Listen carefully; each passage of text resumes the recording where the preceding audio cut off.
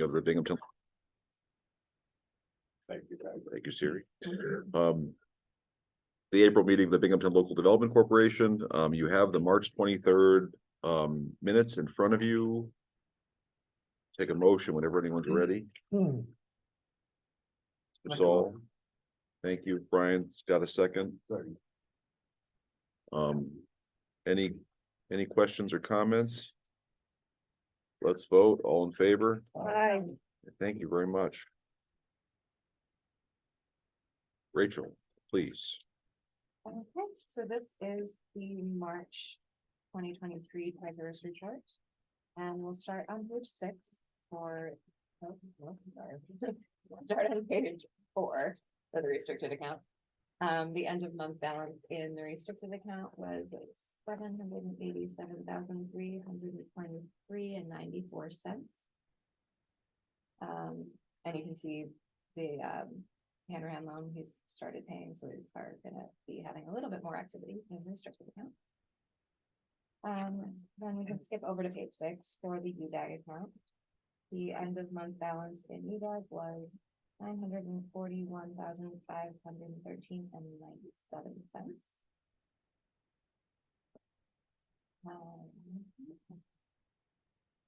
And on the accounts receivable page on page 7 for UDAG. Basically, you know, everyone who has been paying is paid, no new delinquent accounts. So that's good.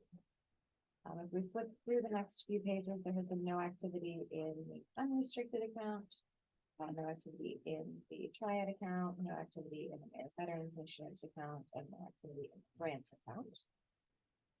Which brings us to the delinquency page on page 12.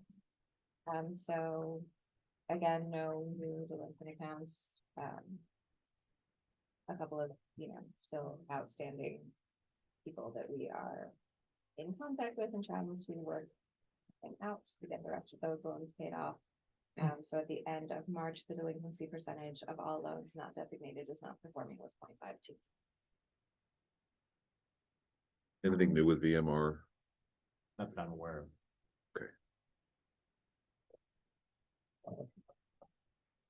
The Garland LLC, is that a deferred loan at this point? I Yes. noticed they're now in delinquency. They're not in delinquency, no, so that was a facade loan. So she is gonna have the rest of the work finished, and we're gonna pay the vendor, you know, the last portion was cut up into thirds, I believe, so we'll pay the last third to the vendor, and then she'll start to pay them.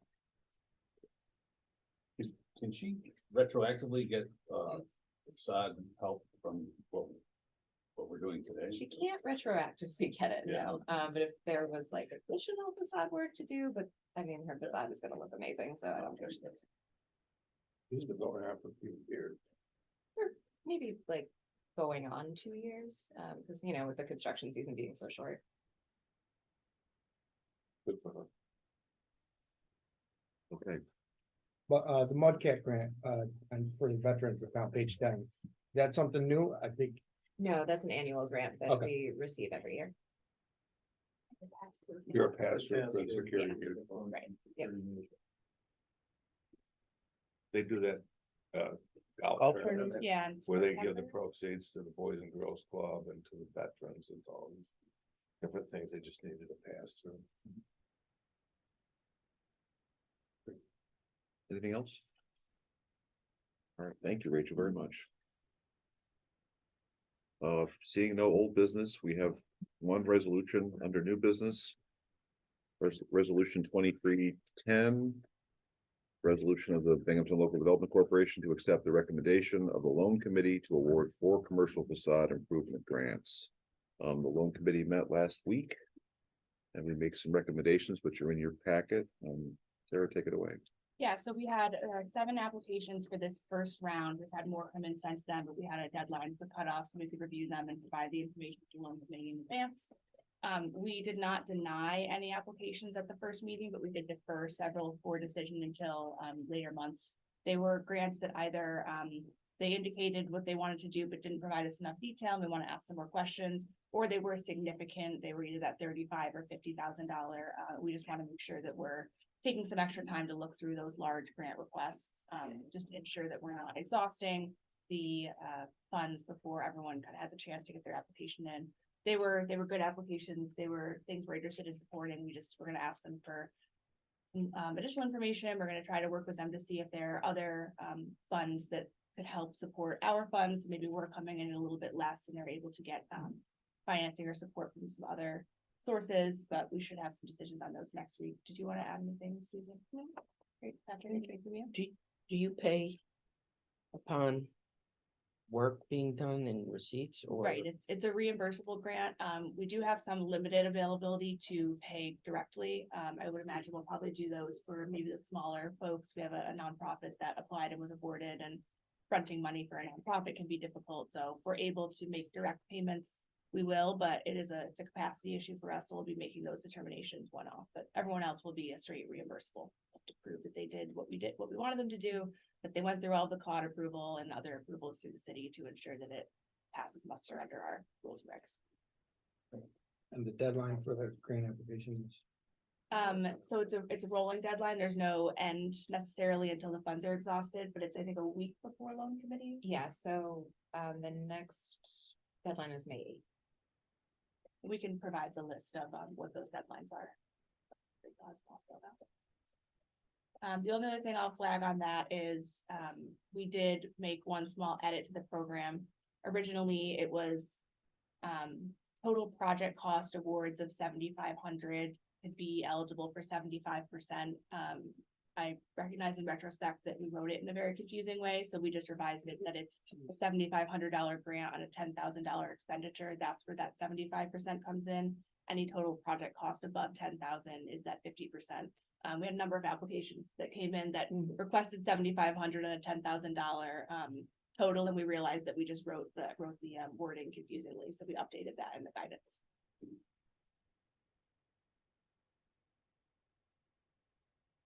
Any questions? Do we have a motion? Thank you, Frank. Second, And just a question on the amount there, because when you apply for it, the project cost is exactly 10,000. I mean, how do you look at that? My guess is that those will be more than $10,000, but we are maxing out our allocation at 7,500. Now, if they come back and say, well, we only spent 13,000, that would have kicked into the 50,000. So we'll have to have a conversation with them. But those are conversations we're having with them. We're also going to talk to them about, hey, if you say that the total project cost is $10,000 and you're requesting 7,500, but when you start getting quotes, it's actually a $20,000 project. Let's come back to the table and talk about whether we should shift you into the 50% grant allocation and provide 10,000. But at this point, we would bring that back for review. Because at this point, the numbers that we put in this resolution are the max that we would go to with these particular grantees.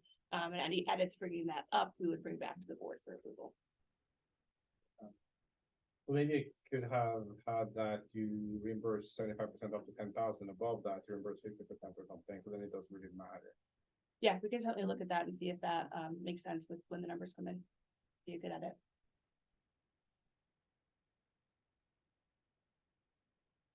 I think either way, we would want to make sure that we're capping the total expenditures from us at a certain amount, just so you guys have visibility over what we're outlaying. But it's a good point to say, could we split that up? I think we got a motion, but do we get a second? motion.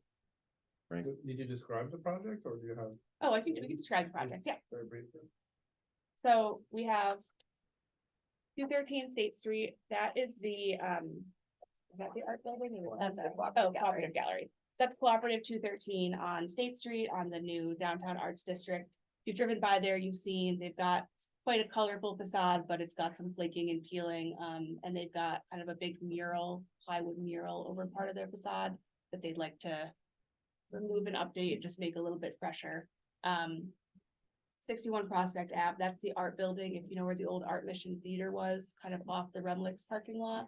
It has a, gosh, I'm gonna forget, Rachel, the yoga studio is no longer in there, right? There's a barber in there. Barber shop.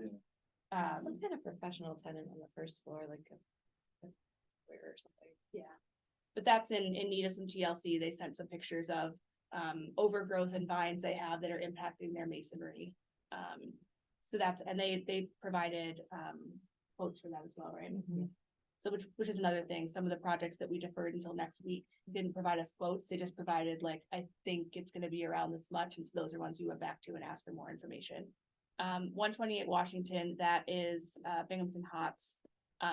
Again, provided some pictures showing the what's it called, Joel? Deteriorating some. Any point. Cornice, that's what it is. Kind of on the corners that pieces are falling off. Nothing major from a health and safety perspective, but if we're able to shore that up now, we'll hopefully ensure that that does not happen. And also just spruce up that building. Dave Whalen, who owns Binghamton Hots, recently purchased that building, so he's now the owner and the operator of that establishment. And then 113 Clinton Street is Park Outdoor. So if you've driven down Clinton Street and seen the Park Outdoor mural, it's got like an eagle on it. They have a soffit that is obscuring some of the original facade that they would like to remove. And then they were, again, just showing deterioration and masonry that needs to be worked on. They also have a series of windows that are on the main facade that are old, out of date, don't really add much to the visual aesthetics of it that they would like to replace. Any other questions on those? Good question, Pear, thanks. We have a motion, we have a second. I think we should. Any other comments or questions? All right, all in favor? I, Very much. I don't think the mayor's here today, so, I mean, I don't see him, but. so, all right. Sarah, go ahead. I'll give a few updates on his behalf. Most of the things he's been announcing lately are just that construction season is getting into full swing. The asphalt plants are back open. You've probably seen the crews out filling potholes. If anybody is identifying an area of concern that we haven't gotten to yet, please reach out to the mayor's office to kind of collect that information. We've had people reach out, identify areas of concern, and they're being dealt with in the next few days. So the crews are out and happy to be fixing these things. Over the winter. We do something called a cold patch before the plants open, just to get us through the winter, but this is the longer term fix that helps us make sure we're not affecting our shocks in our cars as we drive around the city. potholes, new tires, new wheels. All the things, when you go to the shop and they tell you need all new tires, that's a bad day, so anything we can do to help prevent that. He also announced recently that the hydrant flushing will start, so if you see your water start to turn a little bit brown, or if you start seeing water in the street, that's just us flushing our hydrants in our normal annual maintenance schedule. And the last thing from him is we have been aggressively pursuing those lockdown procedures for nuisance properties that are causing problems in our neighborhoods. I'll defer to his press releases on some of the specifics of that, but there's been a real focus on quality of life initiatives. Then I'll transition to some of the things that we're working on. If you've been downtown, or if you own or operate a business downtown, you've seen that we've had some quality of life issues in terms of refuse management. During COVID, there just wasn't as much activity downtown, there wasn't as much happening. Sure. Now that people are coming back, we're seeing the students are back in full force. We're just trying to remind people of what the rules are, where trash needs to go, where it shouldn't go. Also trying to address the same issues that every municipality in the country is facing with substance abuse and mental health, and how can we better connect folks to those resources. I know just last night or on Monday, a resolution went down to council about our renewed partnership with the Mental Health Association of the Southern Tier to provide support for police calls that involve mental health issues. So really trying to both support those folks that need our help in downtown, but also support the business owners that are having to talk to these people every day who are entering their businesses. In most cases, not necessarily causing problems, but in some cases, the mental health and substance abuse is causing behavioral issues that are impacting businesses. So trying to address both sides of that equation. And then just generally beautification, you'll see the flower baskets go up in the next few weeks. You'll see sidewalks being repaired, but certainly we're trying to work on all of those quality of life initiatives and make sure that people are having a good time downtown, that they are able to park and enjoy all of our restaurants and shows for them and all of the great things Binghamton has to offer. We're looking forward to formally announcing the completion of the State Street project.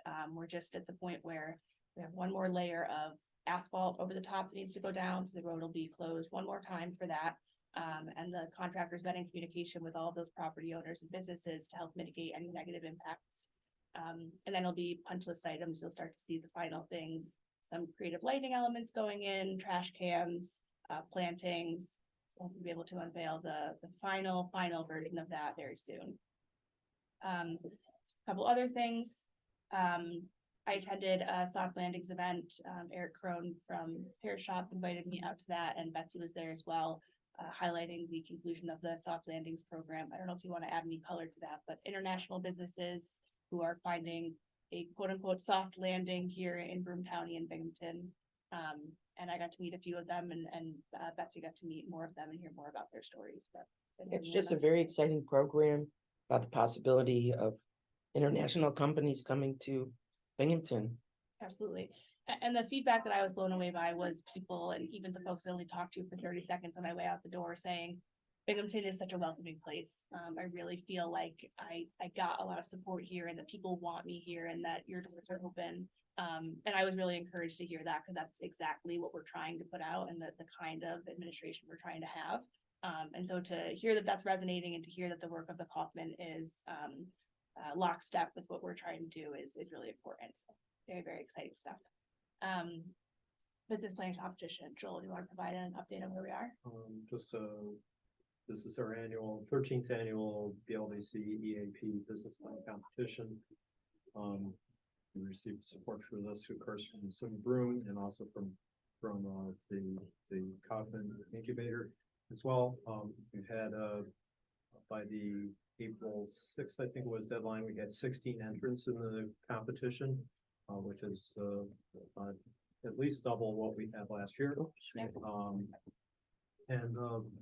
Staff reviewed the applications and narrowed that down to 5 businesses that we're due to present business plans by last night, and we will then be forwarding those on to our panel of judges for their review and to grade the written portion of the competition, and then they'll do oral presentations the end of May 24th. And so we'll certainly invite you guys once we get the competition itself is closed, but the award ceremony, we will invite all of you too, so we can celebrate the winners. And M&T Bank is our sponsor This year. First place $5,000 plus a whole array of services donated by Binghamton businesses. Second place $2,000, third place $500. Yeah, so we're really excited. It's a good mix of technology companies, Main Street businesses, businesses that are a little bit farther along in their journey versus ones that are just starting off. So it was a really cool mix. It was exciting to have so many to choose from and be able to create a portfolio that was representative of the wide swath of types of businesses and level of preparation. So we're excited to see who wins this year, but some really good options in there. I attended a meeting of the downtown committees. It's a monthly virtual meeting that I sit on, but we had an in-person meeting in Syracuse last month. It's great. It's a selection of downtown managers, business improvement district managers, special assessment district managers, as well as municipal leaders. Just talking about the issues that are facing upstate downtowns. We talked a lot about quality of life initiatives. We also talked about access to grant funding, supporting businesses in helping them solve problems for themselves instead of always being the problem solvers. How do we empower folks to take control of their own destiny in some way by providing them with resources that they can then use and leverage? I think the commercial facade program is a great example of that. We're coming to the table with funds and technical assistance that we're working on, but ultimately they're the ones that have to come up with the design, navigate our processes. We'll happily help them through that, and then have that skin in the game of that, the funds that they're bringing to the table. So it was a really great meeting. It's great to network with other professionals in this world and know that sometimes we're not alone in solving problems, and we're not crazy that we haven't figured out the perfect solution, but also sometimes hearing that a potential solution's right under our nose and we hadn't thought about it, and being able to reach out to that network and hear ways in which other people are solving those problems. The other thing I did this month was went to Binghamton High School with the Cornell Center for Materials Research. They are working to partner with Binghamton City School Districts on a pilot program wherein they would build kits in coordination with industry partners in the area. And those kits would introduce non-college track science students in the high school to either a technology or a skill. So the course that I attended was just a basic lesson on batteries. And the idea is that you're introducing students to an industry that they may not know has jobs available. And ideally we'll be connecting those students directly with those industry partners. So what I attended was really just a pilot. Cornell already had these kits on teaching batteries. The idea was to kind of connect students with the idea of what's happening in Endicott with New Energy New York investment and all of battery technology. But the next step is to work with industry partners to actually build purpose-built kits that you're actually replicating something you might do on the job or introducing them to a very specific technology that one of these companies would be looking for. So still in its early days, we're hoping to apply for some ARC funding from the federal government to support that effort. It would be a joint application between the city of Binghamton, Binghamton Central School Districts, and Cornell. And there's a lot of material. Both Cornell and the school district applied for this funding last year. So we're working to pull all that information together, make it a stronger application between the three partners, and ideally connect some more folks to these jobs that we know are coming. Great paying jobs with benefits and longevity that will hopefully keep people here and give them a great career and a great life here. So I'm really excited about that potential partnership. I haven't heard about that before. That's very similar to what we're doing with BOSIS right now. Yes, with the Battery So- Academy. Yeah. Yes, I think the idea is not to replicate anything that's happening in the battery space that happened to be a kit that Cornell already had, but thinking about as we're supporting workforce in batteries, how do we also support workforce in our other advanced manufacturing? So we know that some folks who maybe would otherwise go to Buckingham or CMP will probably end up in New Energy New York. So how are we shoring up all of the different pathways so that everyone has enough staff? Because adding all these jobs is awesome, but how do we make sure that they're filled and that all these companies can be really successful here? So I know Bob Murphy from Boom Tioga Workforce has been in touch with Cornell, so they're working with him to figure out how we don't overlap and replicate services and where we can potentially come together to have synergies between them. It's messy. Yes. Workforce development is not a straight line. I think if anyone had solved it, we'd be in a much better place, but hopefully making small steps towards it, knowing that we'll have a lot of students who will literate out that won't be interested in what there is there. But, you know, if we can capture a couple students from each of these, they're specifically going into non-regent science classes. Those are the classes that tend to have students that don't go on to college education. And so how can we potentially direct them into these entry-level jobs? Final thing for me, just an update on the option agreement with Save Around at the Charles Street Business Park. We worked with Brian, thank you very much, worked with their council to make some slight edits to the language on the option. It's a little above my understanding, but they just wanted our original option was written such that we could essentially walk away at any time, and they wanted a little more assurance that we were more committed to the project, which we are, but our language just was more protectionist. Yes. Yeah, anything else to add on that? Not really, it worked out. Yeah, and that just got finalized last week with them, so we've sent that to them, and we're just making sure they don't have any other questions, comments, or concerns before they sign in the dotted line, so. This is something you'll bring back to us to see first before you sign it. So that change falls under the council review portion of the resolution. We're happy to show it to you, but it's really just a. We had an absolute right to refuse at all. The only thing we get back was their 7 or the 14,000, whichever it was, if it was extended. They wanted to have a clause in there that if we refused, they would have a right to sue for specific performance to force us to sell. I didn't object to it because, quite frankly, the only reason we would not sell is if there was some kind of legal impediment that couldn't be overcome. So they could sue all they want to, but if there's a legal impediment that forbids us from selling it, of course, not gonna be able to force us to sell it. Something.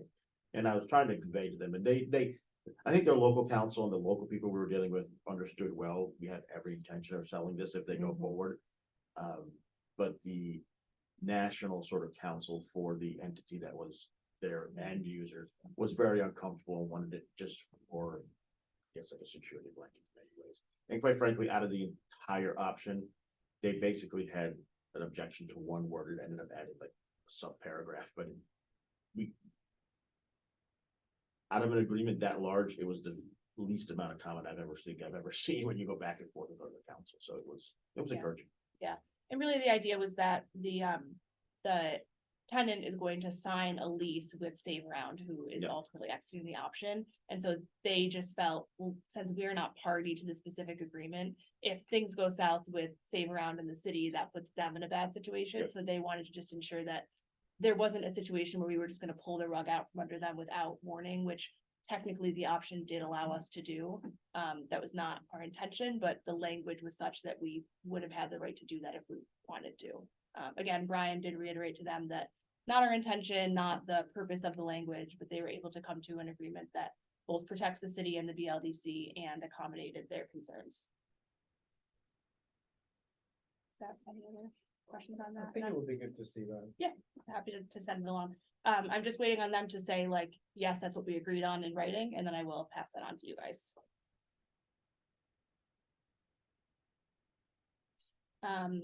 Last thing for me, grant season is upon us. May is when the statewide grants usually open. The ARC grant that I mentioned is open, so it's been a workforce of a month, just kind of sitting down, trying to get a bunch of things out of the way so that I can refocus on grants when they open, but that will be taking up a lot of our time over the next few months, so.